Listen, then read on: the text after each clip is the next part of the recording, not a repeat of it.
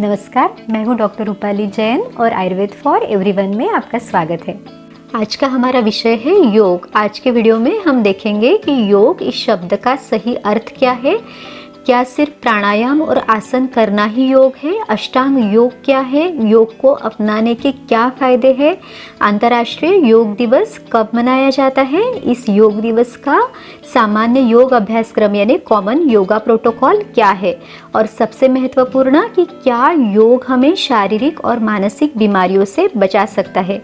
संस्कृत वाङ्मय के अनुसार योग शब्द युज धातु से बना है। इसके 3 अर्थ है: समाधि, जोड़ना और सामंजस्य। और योग के द्वारा इन तीनों को पाना संभव है। योग करने से हम मन पर नियंत्रण प्राप्त कर सकते हैं, मन को स्थिर कर सकते हैं।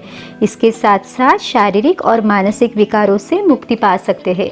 योगाभ्यास तनाव से मुक्ति पाने और मन को प्रसन्न व शांत रखने में अत्यंत मददगार है। श्रीमद् भगवद गीता में कहा गया है, समत्वम योग उच्यते, अर्थात समभाव ही योग कहलाता है। योग भारत के ऋषि मुनियों द्वारा विश्व को मिला हुआ अनमोल उपहार है। महर्षि पतंजलि ने उस समय के प्रचलित प्राचीन योग अभ्यासों को व्यवस्थित और वर्गीकृत किया। साथ ही पातंजल योग सूत्र इस ग्रंथ का निर्माण भी किया। योग दिन प्रतिदिन विकसित और समृद्ध होता जा रहा है। आज के समय में यौगिक अभ्यास अधिक महत्वपूर्ण होता जा रहा है। योग को व्यापक रूप से 4 वर्गों में विभाजित किया गया है: कर्मयोग, ज्ञान योग, भक्ति योग और क्रिया योग। योग के अलग अलग संप्रदायों परंपराओं के अनुसार पातंजल योग, कुंडलिनी योग, हठ योग, ध्यान योग, मंत्र योग, राजयोग, जैन योग और बौद्ध योग आदि प्रकार भी किए जाते हैं। काफ़ी लोगों को योग शब्द से केवल प्राणायाम और आसन यानी ब्रीदिंग एक्सरसाइज और स्पेसिफिक फिजिकल पोस्चर यही जानकारी रहती है, लेकिन अष्टांग योग का वर्णन हमें मिलता है जिसमें 8 अंग है: यम, नियम, आसन, प्राणायाम, प्रत्याहार, धारणा, ध्यान और समाधि। अष्टांग योग के अभ्यास से मनुष्य सभी कार्यों में कुशलता पाता है तथा उसे दीर्घ जीवन की प्राप्ति होती है। अष्टांग योग का पहला अंग है यम। इसके फिर से 5 प्रकार है: अहिंसा, सत्य, अस्तेय, ब्रह्मचर्य और अपरिग्रह। अहिंसा यानी शरीर, वाणी और मन से किसी को हानि ना पहुंचाना। सत्य यानी हमेशा सच बोलना। अस्तेय यानी चोरी ना करना। ब्रह्मचर्य यानी ब्रह्मचर्य व्रत का पालन करना, ब्रह्म जैसी चर्या अपनाना। अपरिग्रह यानी आवश्यकता से अधिक चीज़ों को जमा ना करना। अष्टांग योग का दूसरा अंग है नियम। इसमें भी फिर से 5 प्रकार है: शौच, संतोष, तप, स्वाध्याय और ईश्वर प्रणिधान। शौच यानी बाह्य और आंतरिक शुद्धि अपनाना। संतोष यानी संतुष्टि। तप यानी मोक्ष प्राप्ति के लिए सतत प्रयास करना। स्वाध्याय यानी ज्ञान प्राप्ति के लिए अध्ययन करना। और ईश्वर प्रणिधान यानी दिव्य शक्ति समक्ष समर्पण करना। अष्टांग योग का तीसरा अंग है आसन। आसन एक ऐसी शारीरिक स्थिति है जिस स्थिति में शरीर को कष्ट ना हो और मन को भी सुख की अनुभूति हो।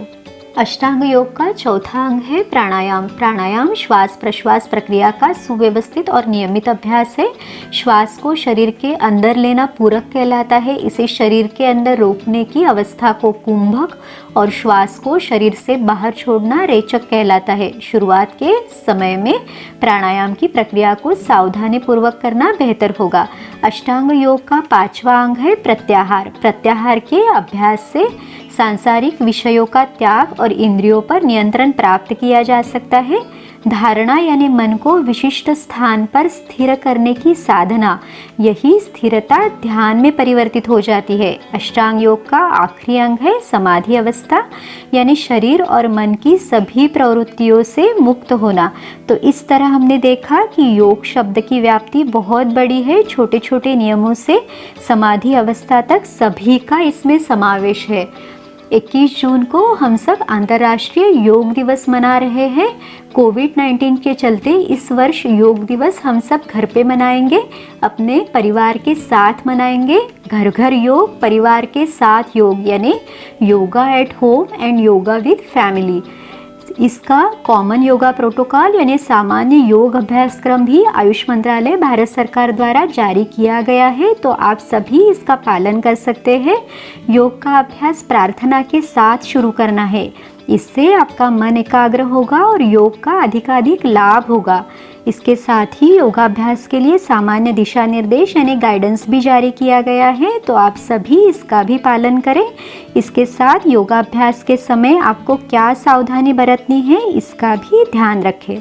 योग के द्वारा हम हर तरह के शारीरिक और मानसिक विकारों पर विजय प्राप्त कर सकते हैं और खुद के स्वास्थ्य को बनाए रख सकते हैं। योग सत्र का समापन संकल्प और शांति पाठ से करें।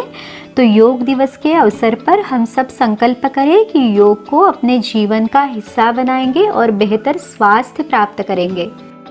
आज का वीडियो आपको कैसा लगा हमें ज़रूर बताइए, और अगर आपको ये वीडियो अच्छा लगा तो लाइक, शेयर और सब्सक्राइब कीजिए। फिर मिलेंगे अगले वीडियो में। आयुर्वेद को अपनाइए, स्वस्थ रहिए। नमस्कार।